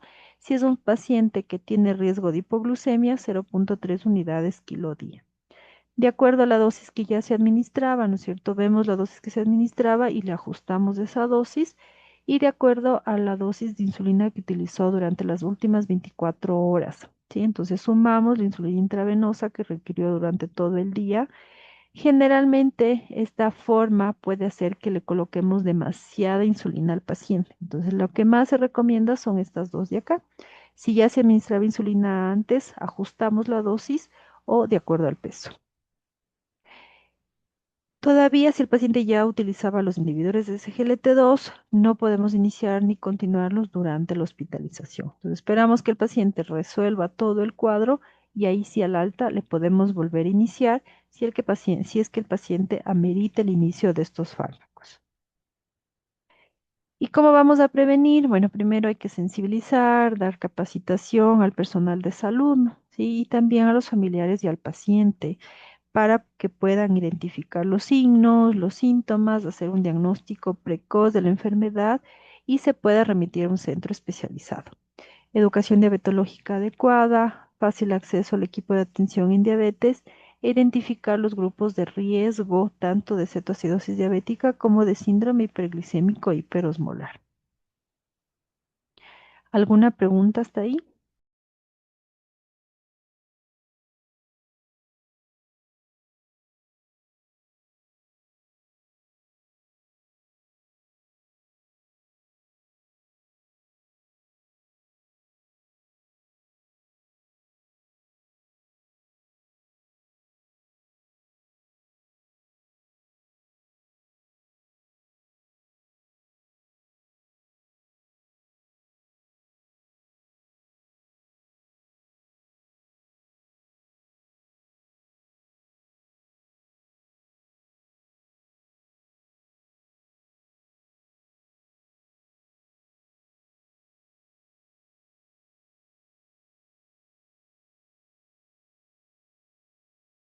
¿Alguna pregunta hasta ahí o podemos continuar con los casos clínicos?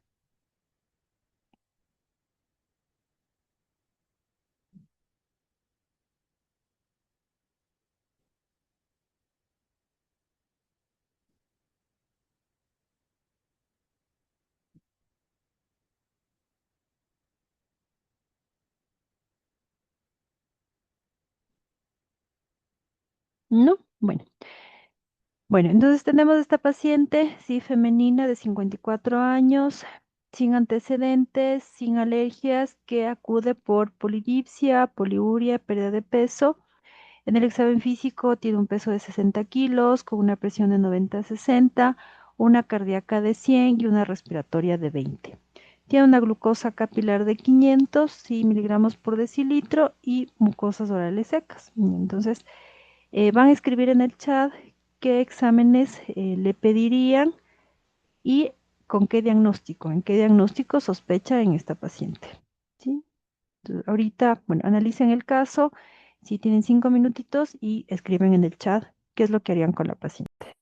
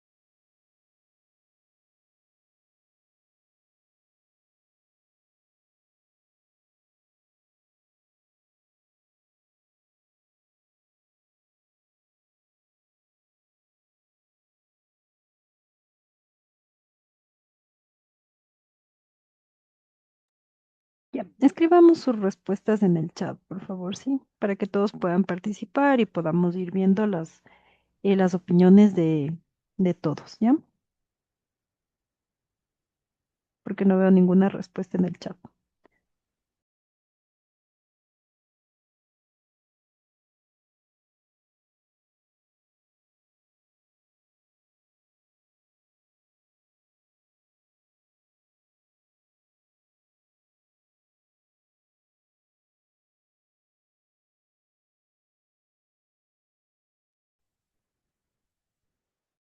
Doctora, yo le escuché entrecortada que mi internet está un poco. Lo que les había comentado es que, por favor, en relación a este caso, ¿qué exámenes le solicitarían a la paciente en sospecha de qué diagnóstico? Entonces, que lo escriban en el chat para que así todos podamos participar en la resolución del caso. Entonces, vamos viendo lo que todos opinan y vamos resolviendo el caso, ¿sí? Entonces, les había dado 5 minutitos, ¿sí? Entonces, para que ya por favor escriban en el chat. Ah, ya, ok.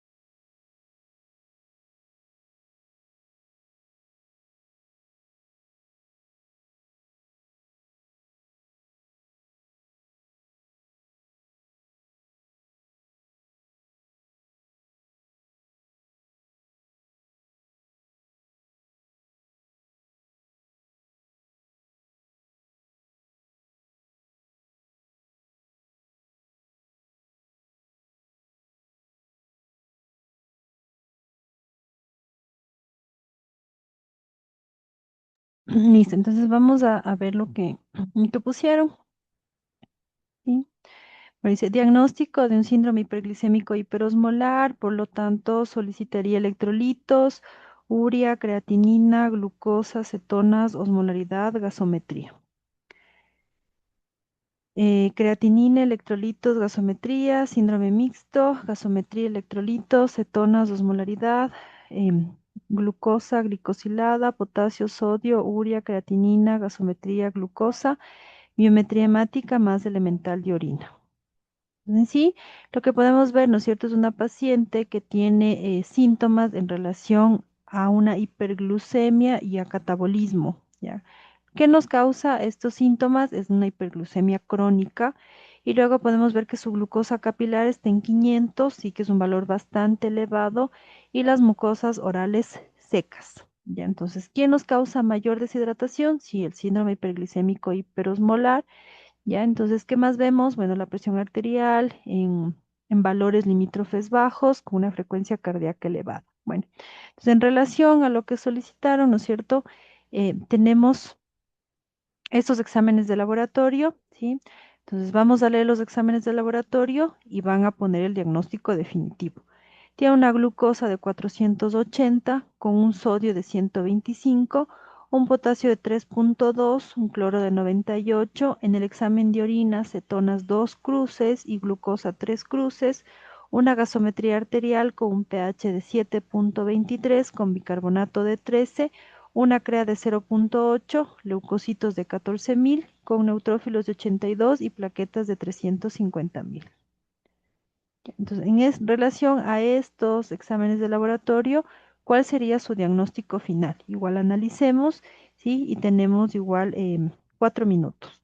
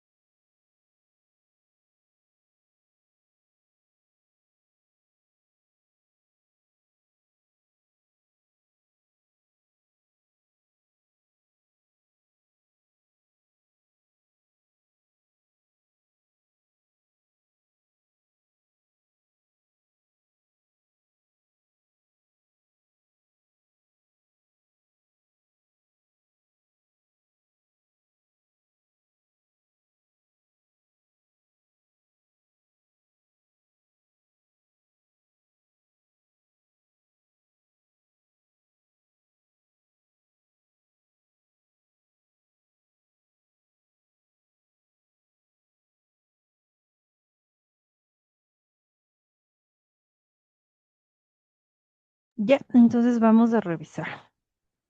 Dice cetoacidosis diabética moderada, cetoacidosis diabética. Bueno, sí tenemos que cumple los criterios para una cetoacidosis diabética, ¿no es cierto? Tiene una hiperglucemia, ¿sí?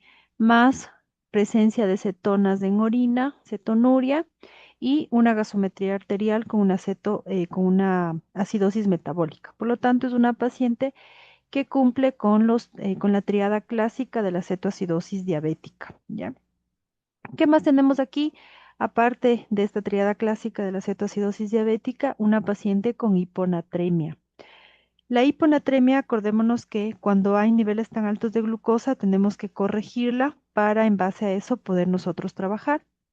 Y una hipocalemia. Ya, igual el potasio es importante porque si hay una hipocalemia, nosotros tenemos que, dependiendo del valor, colocarle potasio antes del tratamiento o colocarle al mismo tiempo el tratamiento, la insulina o solo la insulina. ¿Ya?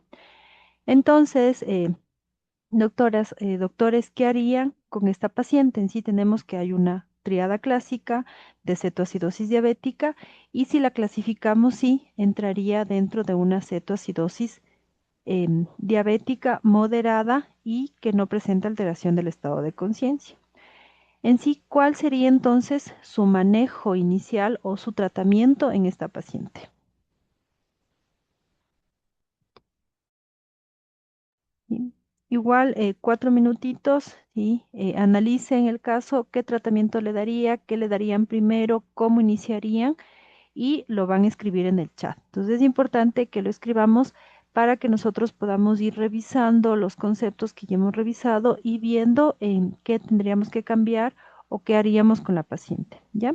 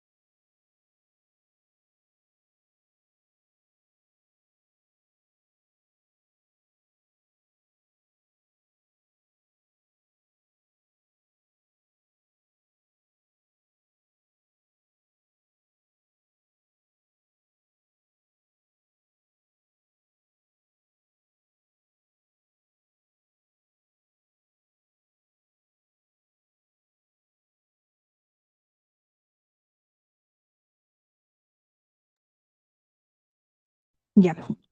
A ver, listo. Bueno, aquí nos dice canalizar, administrar solución salina, corregir potasio, administrar insulina, vigilar glucosa y cuidar hipoglucemia.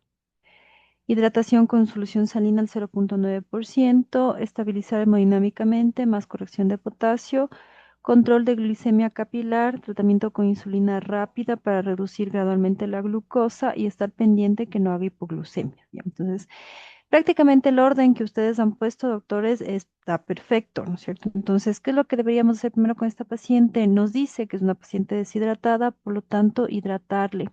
¿Cómo le vamos a hidratar al principio? Con solución salina y al 0,9% o al 0,45% dependiendo del valor del sodio. En este caso tenemos un sodio bajo, sí, que probablemente cuando nosotros corrijamos este sodio va a persistir en niveles bajos porque al final tiene un sodio, un valor bastante bajo, ¿no? Con una hiponatremia moderada. Iniciamos con solución salina al 0,9%, no tiene una paciente características de que nos vaya a hacer retención de líquidos, por lo tanto le podemos dar 2 litros en las primeras 2 horas y luego disminuir la cantidad de líquidos, y 250, 150, 500 ml hora, dependiendo de la volemia y del estado de hidratación de la paciente. Luego, al tener un nivel de potasio de 3,2 menos de 3,5, lo que tenemos que hacer es, mientras le estamos hidratando, colocar potasio para corregir 10 a 20 mil equivalentes por cada litro que le estamos pasando a nuestra paciente, hasta tener valores, ¿sí?, que podamos estar entre 4 a 5 mil equivalentes de potasio para nosotros poder iniciar insulina. Si le iniciamos insulina con ese valor de potasio, ¿qué vamos a provocar? Que la paciente pueda generar una hipercalemia severa. Por lo tanto, hay que corregir el potasio. Y luego que ya corrijamos el potasio, que esté entre 4 y 5, le dejamos con una dosis de mantenimiento de potasio y a la vez le iniciamos insulina. Al ser una cetoacidosis diabética moderada, ¿qué insulina vamos a iniciar? Insulina intravenosa, la rápida o cristalina, que es la única intravenosa. Tenemos dos opciones, 0,1 unidades kilo en bolo y luego dejamos 0,1 unidades kilo hora o 0,14 unidades kilo hora desde el inicio.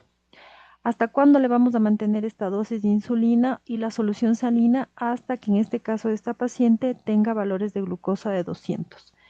Si llegamos a 200, si lo que tenemos que hacer es cambiar la solución salina por dextrosa y bajar el valor o la dosis de insulina a la mitad, ¿sí? El objetivo es que la glucosa descienda entre 50 y 70 miligramos por hora, ¿ya? ¿Hasta cuándo le mantengo? Hasta que tengamos criterios de resolución de la cetoacidosis, que sería una glucosa menor de 200, que tenga un cetonas en sangre, beta-hidroxibutirato, si es que medimos, y bajo, y se resuelva su acidosis metabólica, un pH más de 7,3 o bicarbonato más de 18. Ahí lo que hacemos antes de suspender la bomba va a ser iniciar la insulina subcutánea 1 a 2 horas antes de suspenderle la bomba. Y esa insulina subcutánea va a ser basal. Por lo tanto, si tenemos esta paciente, ¿no es cierto? Sería la dosis, ya, el peso de 60, si le iniciamos a 0,5 por kilo, vamos a tener 30 unidades de insulina lenta, ultralenta o intermedia diaria, iniciándole 1 a 2 horas antes de suspender la bomba de insulina. ¿Qué más tenemos que hacer con esta paciente? Bueno, igual, siempre durante todo el tratamiento hay que monitorizar la diuresis, cómo está hidratada, hay que monitorizar la glucosa cada hora, vamos a ver el potasio, el sodio, la creatinina cada 2 horas, ¿sí? Para ver el estado de la paciente. ¿Ya? Entonces, cetoacidosis diabética moderada, ¿no? Bueno, y el caso de acá, tenemos una paciente femenina de 91 años. Igual vamos a hacer la misma modalidad, vamos a leer el caso y ustedes me van colocando en el chat em, en qué sospecharían. ¿Ya? Entonces es una paciente femenina de 91 años con antecedentes de hipertensión en tratamiento con losartán 50 miligramos diario, hipotiroidismo en tratamiento con levotiroxina 50 microgramos, Diabetes tipo 2 en tratamiento con insulina glargina, 24 unidades diario. Y el motivo de consulta es alteración del estado de conciencia y alza térmica. Tiene una tensión arterial de 85/50, cardíaca de 110, respiratoria de 24, temperatura de 38,5, una glucemia capilar de 650, si la paciente es somnolienta, deshidratada, mucosas orales secas, abdomen doloroso a la palpación, aparentemente en hipogastrio y extremidades sin edemas, ¿ya? Entonces, ¿en qué sospecharían esta paciente el diagnóstico y qué exámenes le van a pedir? Igual tenemos 4 minutos.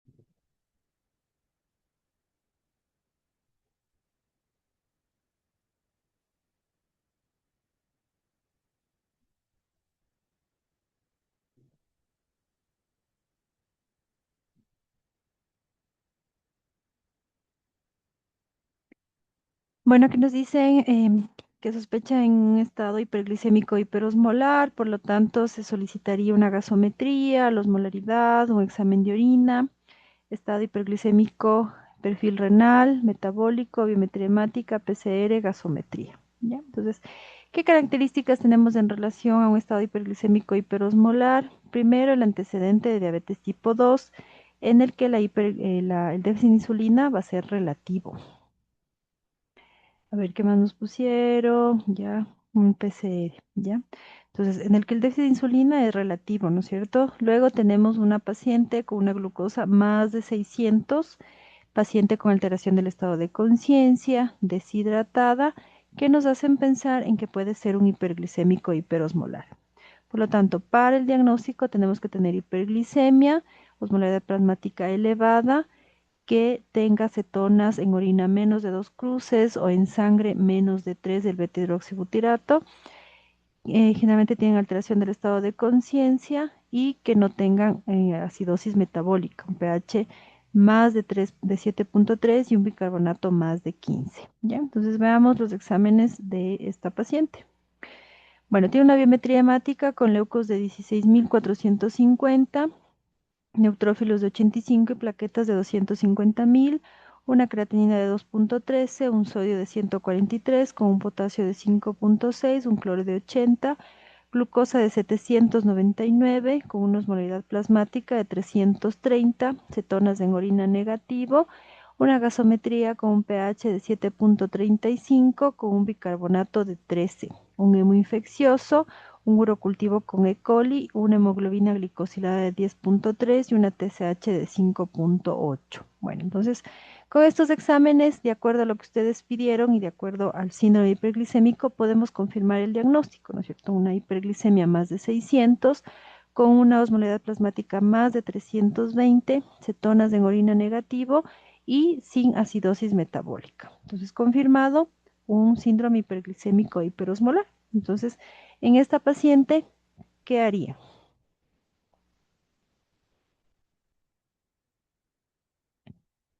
Bueno, igual lo vamos anotando en el chat.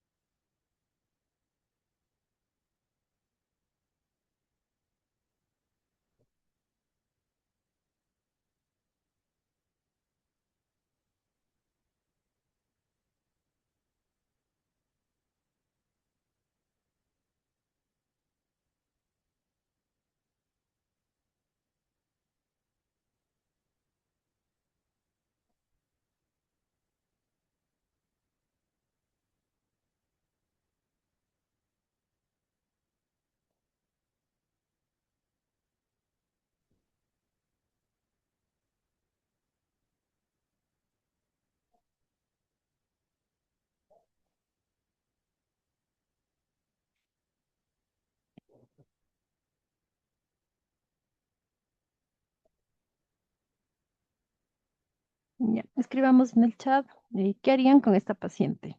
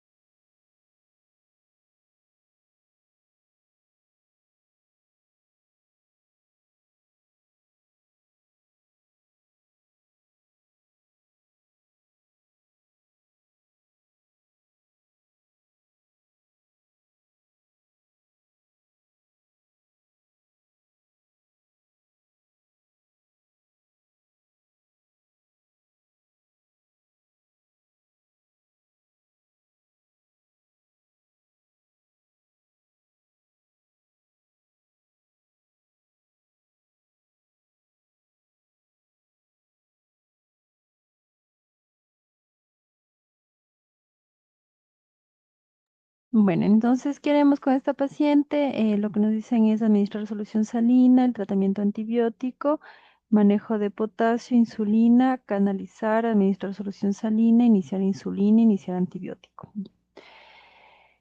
En las dos crisis hiperglicémicas lo que hacemos es iniciar la hidratación. Sin embargo, hay que tener en cuenta la edad de esta paciente para la hidratación. Tiene 91 años, tiene antecedentes de hipertensión, ¿sí? Entonces, una paciente que probablemente nos pueda hacer retención de líquidos con sobrecarga hídrica. Por lo tanto, con esta paciente deberíamos tener más cuidado de la hidratación, ¿ya? La solución salina, se puede administrar una solución salina hipotónica al 0,45%, y en esta paciente nosotros podemos iniciar insulina, ¿sí? Porque tiene un potasio de 5,6, entonces vigilamos el potasio, pero no es necesario ponerle potasio ni tampoco corregirle antes de iniciar la insulina. ¿Qué nomás vamos a vigilar? Vigilamos sodio, potasio, la glucosa, la creatinina, como vemos está alta, por lo tanto en relación a una lesión renal aguda, muy probablemente por el grado de deshidratación, que va a mejorar con la hidratación que le estamos poniendo. ¿sí? Entonces, vigilamos, le colocamos la hidratación, le colocamos la insulina y corregimos la causa desencadenante, que en este caso fue el proceso infeccioso a nivel urinario, por lo tanto, el inicio de antibiótico terapia, ¿ya?